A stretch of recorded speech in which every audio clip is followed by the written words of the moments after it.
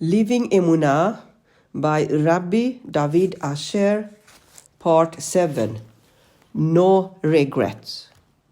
A person with Emunah never has regrets.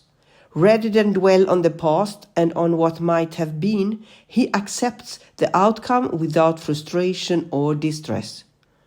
He recognizes that he made his tadlut, the effort, and if it did not work out, this can only be because this was the best thing for him. And even if, in retrospect, he realizes that he could have put in more effort, he does not fret over the mistake he made. Instead, he accepts the fact that this too was ordained from above. A pasuk in Kohelet 3:2 says, "There is a time to give birth and a time to die." What is the wisdom underlying this statement? Is it not obvious that there is a time for birth? When a baby is born, we can simply look at the clock and determine the time of birth.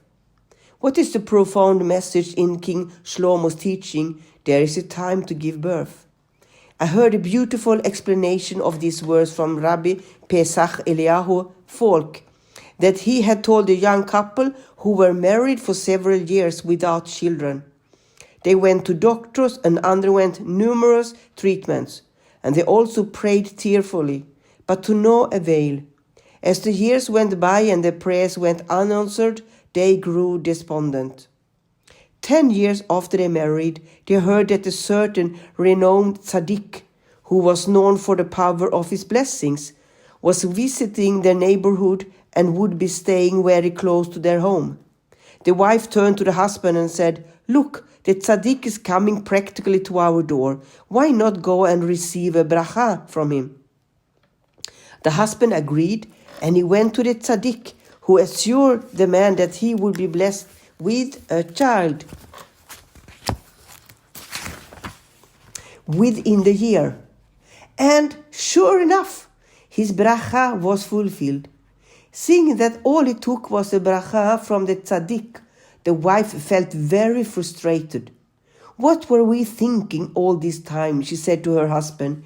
"We knew about this tzaddik even before we were married. Why did we not go to him sooner? Why did we wait for him to come to us? We would have had a 9-year-old child by now, as well as several other children.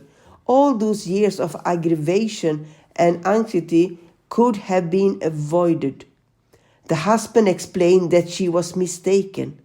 "We were not granted a child because of the tzaddik's blessing," he said. "To the contrary, Hashem sent the tzaddik to our doorstep because the time had come for us to have a child. We did not think of it earlier because the time had not yet come for us to have our prayers answered." This is the meaning of Et Laledet. When the divinely ordained time for a child's birth arrives, Hashem makes it happen. The lesson applies to all areas of life. We should never have regrets over what we could have or should have done. We need simply to do our histadlut and then leave the rest in the Hashem's hands. And when things do not work out as we had hoped, we must trust that this was Hashem's decision as to what is best for us.